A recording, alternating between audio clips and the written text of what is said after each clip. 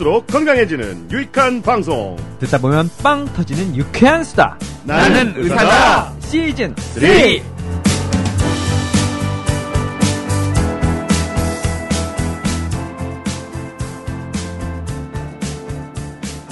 유쾌한 수다로 질환에 대한 궁금증을 해결하는 명유한 수다입니다. 안녕하세요, 김철중입니다. 안녕하세요, JYP 박재영입니다. 안녕하세요, 써니입니다. 자, 오랜만에 돌아온 만큼 알찬 내용으로 꾸몄습니다. 청고마비의 계절, 가을이 오죠. 가을이 오면 식욕이 왕성해지는데 우리나라 국민 중 320만 명 정도는 맛있는 음식을 보고도 자제력을 발휘해야 됩니다. 왜? 320만은 어디서 나온 거예요? 그러니까 왜 그래야 되나요? 이게 우리나라 당뇨병 환자 수가 320만 명이에요. 2010년도 기준으로 대한당뇨병 학회가 발표했어. 사기 발표가 아닌 이상 이게 맞아. 네. 야, 320만 명. 이게 전체 성인 인구로 치면 10%, 10명 중 1명. 나도 옛날에 뭐 기사 쓴 적 있어. 당뇨 대란 온다. 우리나라는 뭐 하면 다 대란이야. 당뇨 대란이라는 용어를 김철중 기자 처음 썼나요? 내가 썼죠. 당뇨 대란 쓰고 그 다음에 당뇨 쓰나미 온다 썼어. 2번 썼어 그래서. 하여튼 기사 제목만 보면 무시무시해. 막 대란 오고 쓰나미 오고 막 엄청나요. 네. 근데 대한당뇨병 학회하고 질병관리본부가 추산한 바에 따르면 이게 320만 명에서 끝나는 게 아니야. 2050년까지 국내 당뇨병 환자 수는 600만 명. 이야. 와, 되게 많이 늘어나네. 대폭발. 대란 넘어 대폭발. 인구가 크게 늘지 않잖아요, 우리나라가 지금. 그렇지. 그러면 이게 유병률이 높아진다는 뜻이죠. 성인 10명 중에 2명. 즉 5명 중에 1명이 당뇨병이야. 2050년이 되면. 그렇지. 어떻게 해야 돼요? 자. 근데 이거는 빙산일각이야. 그 밑에 네. 드러나 있는 당뇨병 잠재군이 있어. 이 잠재적 위험군. 이미 320만 명 빼고. 그거는 거의 1000만이야. 현재도. 그래서 3명 중 1명이 당뇨병 잠재군이야. 그러면 우리 셋 중에 1명은 여기 2명은 성인이 아직 아니잖아. 아, 그렇군요. 정신적으로. 어떻게 해야 되죠? 정말 받아주기 힘든 80년대식 유머. 네. 자, 많은 사람들이 잠재적 위험군이구나 이미 당뇨병을 앓고 있어. 이거 지금 난리야. 완전히 대란이고 쓰나미야. 화산 폭발이고. 그래서요. 네, 그래서 근데 또 특이한 게 여러 가지 당뇨병의 유형들이 변화가 지각 변동이 일어나고 있어. 자, 그래서 오늘 명수다에서는 서나무대 명지병원 내분비내과 이재혁 교수님을 모시고 한국인이 변화한 당뇨병 형태, 지각 변동, 대란, 쓰나미 이거에 대해서 당뇨병을 예방하고 효과적으로 치료하는 법에 대해서 알아보도록 하겠습니다. 의료 민영화, 원격 진료, 고괄수가제 3대 비급여. 대한민국 보건의료에 관한 모든 궁금증이 단박에 풀린다. 복잡하기 짝이 없는 한국의 의료 현실을 이렇게 선명하고 친절하게 그려낸 책은 없었다. 개념 의료. 왜 병원에만 가면 화가 날까? 교양 시민을 위한 개념 있는 의료 이야기. 더 건강한 대한민국을 위해 우리 모두가 알아야 할 불편한 진실. 정치 사회 분야 베스트셀러 개념 의료. 온라인 오프라인 서점에서 절찬 판매 중. 이재혁 교수님 등장하시죠. 네, 안녕하세요. 명지병원에서 근무하고 있는 이재혁입니다. 네, 반갑습니다. 반갑습니다. 자, 말 한마디도 못하고 우리가 떠드는 동안 피식피식 웃으면서 이 분위기가 이런 거구나라고 지금. 굉장히 점잖게 생기셨어. 이런 사람들이 보통 밤에 클럽을 가. 그래요. 만나 뵌 것 같기도 하고. 클럽에서? 이런 그냥 봉을 독차지해. 자, 뭐 잠깐 소개해드리면 연세대를 졸업했고요. 세브란스 병원에서 전공의 전임의를 마치고 을지의대를 거쳐서 현재는 서나무대 명지병원 내분비내과 교수로 일하고 있습니다. 을지의대를 갔다가 명지병원 왔네요. 거기서 발령을. 네, 을지의대에서 2년 동안 조교수 있다가 월급이 너무 적었나? 수도권으로 오고 싶어서 이제 대전 을지의대. 네, 대전에 있었어요. 그러시구나. 대한당뇨병학회 신경병증 연구회에 활동하시고 비만학회 부총무, 편집위원, 학술위원 뭐 이런 거 하시네요. 지금 뭐 위원장 이런 거 아니고 그냥 위원인 걸 보면 아직 젊으신 거죠. 네. 아직 무슨 아직 의대생처럼 보이는데. 외모는 약간 부교수급 정도 되어 보이는데. 네. 근데 의사는 너무 젊어 보면 손해야. 그죠? 그런 면에서는 이재학 교수는 좀 괜찮은 것 같은데. 칭찬인지 아닌지. 노아냐 그러면? 애매합니다. 자, 우리가 앞에서 이제 언급을 했잖아요. 네네. 그럼 현재 지금 대한당뇨병학회에서 추산하고 있는 현재 당뇨병 환자 수는 맞나요?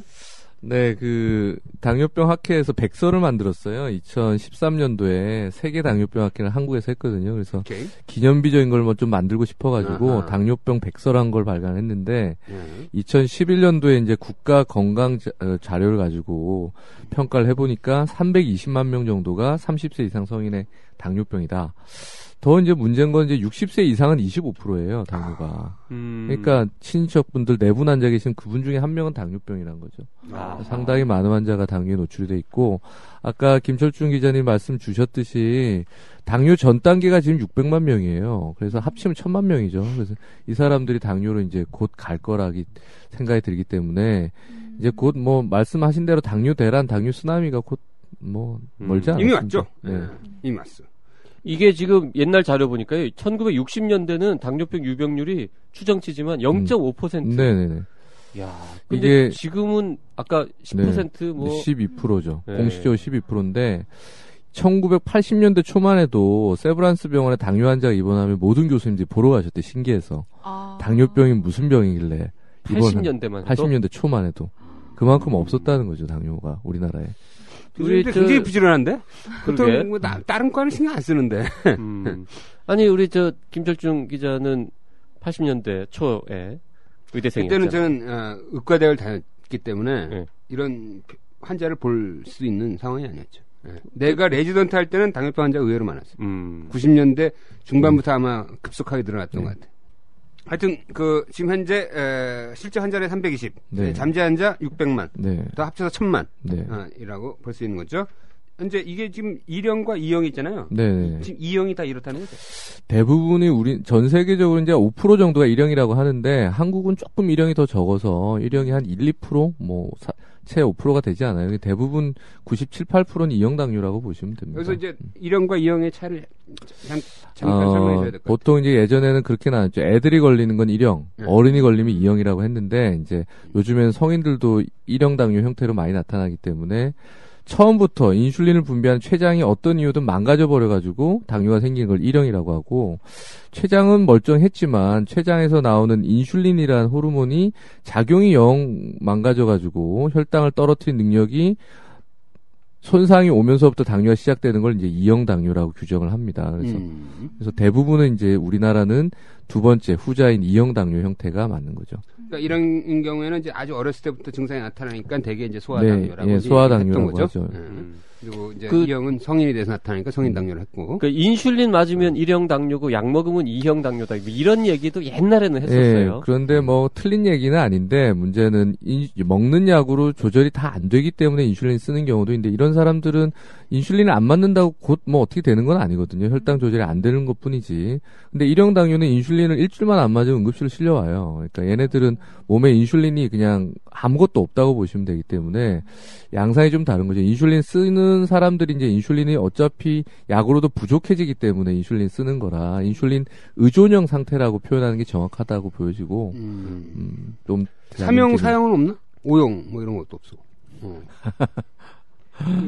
아직까지 현재까지는 이제 현대의학이 2형까지만 밝혀낸 건가? 그 외에 또 뭐 임신성 당뇨라든지 조금 약제 때문에 생기는, 또는 요즘에 이제 장기 이식을 많이 하잖아요. 장기 이식을 많이 하면은 면역 억제제 중에 대부분이 이제 스테로이드라는 걸 쓰게 되는데, 그러면 당뇨가 2차적으로 생기는 경우가 많아서 상당히 많은 인구들이 또 그런 형태의 당뇨. 1형, 2형 말고 다른 종류의 당뇨병도 있긴 한데 3형, 4형 이런 말은 안 쓰는 걸로 그렇게 되어 있군요. 자, 그럼 오늘은 뭐 97, 8%를 차지하는 2형 당뇨병에 대해서 주로 얘기를 해볼 텐데요. 자, 예전에는 당뇨병 환자들이 뚱뚱하지 않다. 뚱뚱한 거랑 당뇨병은 뭐 크게 상관이 없다. 이런 얘기를 했는데 요즘은 안 그렇다. 뭐 이런 얘기 있던데. 뭐 달라지고 있는 게 있어요? 예전에 이제 구분을 할 때 1형 당뇨는 인슐린이 없는 당뇨병이라고 그랬잖아요. 인슐린이 없으면 살이 안 쪄요. 빼짝 마르게 돼 있거든요. 그래서 마른 당뇨는 1형이고 뚱뚱해진 당뇨는 2형 당뇨다. 근데 한국 사람들은 아까 말씀드렸듯이 2형 당뇨가 상당히 많은데 주변에 보면 미국 여행 갔을 때만큼 뚱뚱한 사람이 별로 없잖아요. 그래서 우리나라는 좀 다른 마르지 않은 E형 당뇨가 많은 나라구나.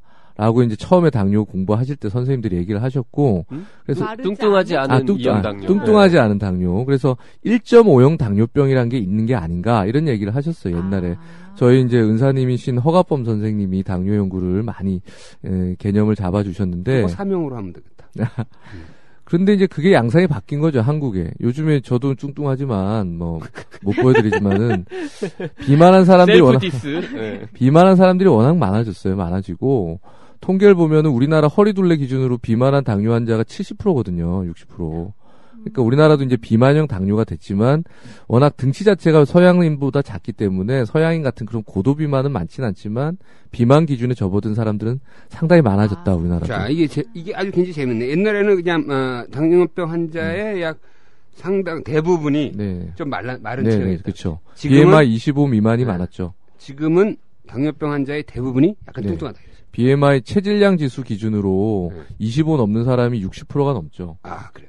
자, 그렇다면 그 나이를 따져보면 지금 새로이 당뇨병으로 진입하는 약간 비교적 젊은 나이 50대 이 사람들이 다 되게 뚱뚱한 거예요? 네, 대부분 그런 경우가 많아요. 이럴 줄 알았어. 그러면 지금 과거에 70대의 당뇨병을 좀 오래 알았던 분들은 좀 말랐어. 네, 체형적으로 비만도가 좀 떨어지죠. 그러니까 신규 당뇨병 진입 세대들은 되게 뚱뚱하다는 얘기네. 서구화 돼버렸어요. 그러면 왜 그런 거예요? 뭐 여기 박재영 주관님 계시지만 생활 스타일이 저희랑 전혀 달라서 이제 빼짝 마르셨잖아요. 오늘 못 먹어도. 근데 후진국형 체형이에요. 지금 문제가 뭐냐면 40대 남성들 비만율이 굉장히 늘고 있거든요. 그 이유가 40대 남성들 우리나라 얼마나 살기 어렵습니까? 술도 많이 먹게 되고 스트레스도 많고 생활도 불규칙하고 자기 관리할 시간이 상당히 어려운 시기이기 때문에 비만도가 급격히 늘어나고 특히나 이제 허리둘레가 배가 많이 나오기 시작하는 거죠. 그러니까 그게 가장 중요한 당뇨 진입 특히나 비만으로 인한 비만형 E형 당뇨의 증가의 가장 큰 원인이 되지 않겠나. 그리고 편해지잖아요. 주차장에도 엘리베이터 바로 옆에 차대려고 뱅뱅 돌고 있고 헬스클럽 갈 때도 엘리베이터 타고 올라가서 러닝머신 뛰고 뭐 패스트푸드 맨날 먹고 이러니까 뭐 살이 찔 수밖에 없는 거죠. 근데 살찌는 건 솔직히 뭐 이렇게 좀 체질적인 그런 요소가 크지 않습니까? 저도 술 많이 안 먹는 것만 빼면은 다 뚱뚱해질 조건들을 갖고 있는데. 네, 그래서 이제 박재영 주관님은 인슐린이 적게 나오는 거죠 몸에서. 이거 연비가 안 좋은 거야. 많이 먹었는데도 저렇게 막 그런 거예요. 연비가 안 좋은 거. 에쿠스 같은 건데. 하여튼 근데 이런 그 형질 논설 같은 거 있잖아요. 당뇨병 발생에 있어서 예를 들어서 그러니까 이 올드 세대들은 저체중으로 태어났다. 그래서 췌장의 용량이 작아서 지금 갑자기 몸이 불면서 그걸 감당 못해서 오는 마른 비만형 당뇨고 지금 신세대들은 원래 어렸을 때부터 뚱뚱해요. 그래서 오는 당뇨다. 정확한 지적이세요. 정확한 지적. 췌장 인슐린 분비 능력은 타고나는 거거든요. 그래서 어릴 때 세대들, 지금 부모님 세대들은 어릴 때 태아 때부터 그 부모님 세대가 잘 못 먹었으니까 태아 때부터 그런 발육 상태가 적었기 때문에 태어날 때 적은 인슐린 분비 능력을 가지고 태어나는데 88 올림픽 이후로 나라가 잘 살았잖아요. 그러니까 먹은 게 많아지고 편해지고 하다 보니까 그런 사람들이 체중이 아주 고도 비만까지 안 가더라도 체질량이 늘면서 지방량이 늘면서 감당을 못하게 되는 거예요. 근데 김 기자님 말씀 주셨듯이 요즘 젊은 애들 40대 당뇨가 발생되는 거는 태어날 때도 잘 태어났고 잘 가지고 태어났어요. 서구인들과 비슷하게. 근데 그런 것들이 이제 가족력이 동반되고 유전적인 요인이 부과되는 데다가 후천적인 이런 여러 가지 생활 습관의 변화라든지 체중 증가가 동반되다 보니까 급격히 많이 늘어나는 것 같습니다. 그래서 이게 당뇨병은 오늘 사회자가 또 말만 시작하네. 이 당뇨병은 의학적인 설명보다 사약적 설명이 굉장히 중요해. 그러니까 우리가 6.25 전쟁을 겪으면서 그 전후 세대의 엄마들이 굉장히 영양부실 상태에서 아기를 낳은 거야. 대개 2.2kg 이렇게 낳은 거야. 정확한 말씀이세요. 그러니까 다들 용량은 췌장 용량이 T코야. T코로 태어났는데 몸집이 뿌른 거야. 그래서 1톤 트럭이 돼버렸지. 그러니까 T코 엔진으로 1톤 트럭을 몰다 보니까 안전이 그 전문용어로 앵꼬가 난 거지. 저희가 환자들한테 설명할 때도 저런 식으로 쉽게 설명을 해요. 그리고 저렇게 설명해 진짜? 아니 찍고? 너는 앵꼬는 아닐 거야 아니, 아마. 차의 엔진에 비해서 용량이 너무 차체가 커졌다. 이게 이제 기본. 그렇게. 그리고 우리나라가 이제 이런 시대를 겪고 있잖아요. 근데 당뇨 발생의 더 문제는 이제 우리나라보다 더 늦게 지금 개발되고 있는 나라들. 중국, 인도, 캄보디아. 서남아시아, 동남아시아 조금 그렇지만 남아메리카 이런 나라에서 당뇨 인구가 엄청 많이 늘고 똑같이 있거든요. 재현되고 있어. 똑같이 우리나라보다 10년 뒤져서 이런 일이 계속 지금 더 재현되고 있는 거죠. 당뇨병은 사약이야. 근데 이런 거 대토론이 있었죠. 그럼 과연 신세대들은 당뇨병 유병률이 어떻게 될까? 이 올드 세대들은 네. 그런 이 태생적 요인들이 있었는데 이런 80년대 이후에 태어난 애들은 3.4kg 다 잘 먹으면서 태어났단 말이지. 과연 그 애들은 어떻게 될까에 대한 대토론이 있었어. 언제? 언제? 지난번에 100분 토론에서 안 했나 모르겠네. 아니 근데 지금 아까 2050년 되면 뭐 무슨 더 늘어난다는 걸 그래서 보면 지금처럼 과연 늘어날 거냐 안 늘어날 거냐에 서로 이렇게 막 네. 예측이 엇갈렸어. 그러면 2050년 되면 예를 들어서 뭐 더 늘어날 거다 20%가 될 거라는 주장도 있고 네. 그렇진 않을 거다라는 주장도 있긴 그렇지. 있어요. 정확하게 사회학이 많이 관여를 하는데 선진국은 당뇨 발생률이 줄고 있거든요. 그러니까 우리나라가 잘 사라지기 시작하면 자기 관리를 많이 할 거란 말이죠. 그래서 자연적으로는 이런 통계상으로 그래프를 그리면 추로는 늘어날 거라고 보지만 우리나라 경제가 좋아지고 삶에 대한 질이 좋아지고 자기 관리를 하다 보면 이제 그런 생활에 대한 프리벤션이 되면 줄어드는 커브가 보일 수도 있는 거죠. 강남구나 이런 경제력과 당뇨 발생률이나 비만은 상당히 관련이 많아요. 그래서 저소득층이 소아비만이 상당히 많거든요. 그러니까 이런 경제력이 좋아지면 비만도가 이런 예상대로 가지 않을 가능성도 충분히 있다고 보여집니다. 강남구가 당뇨병 환자가 그럼 적어요? 많아요? 구별로 나누기는 어려운데 부모의 소득 수준과 아이들의 소아 비만의 정도는 반비례해요. 부모들 경제력이 떨어지면 생계를 위해서 애들을 관리해 줄 수가 없잖아요. 그러니까 애들이 패스트푸드에 너무 많이 노출돼 있고 운동이나 체계적인 관리를 못 해주다 보니까 비만율이 늘고 결국 걔네들은 당뇨로 가는 거거든요. 그러니까 결국은 경제력이 어떻게 한 나라가 발전되는지에 따라서 선진국가 되는지에 따라서 이 그래프가 꺾일 수도 있고 아까 기자님 말씀대로 계속 갈 수도 있고 뭐 강남구에 당뇨병 환자가 많을 수는 있겠지만 네.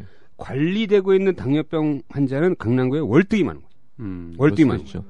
이 헤모글로빈 A1C가 이제 당뇨병 관리의 지표잖아요. 네, 그렇죠. 그 퍼센트에 보면은 강남구 사람의 당뇨병이 훨씬 낮을 거라고 뭐 충분히 예상할 수 있는 거지.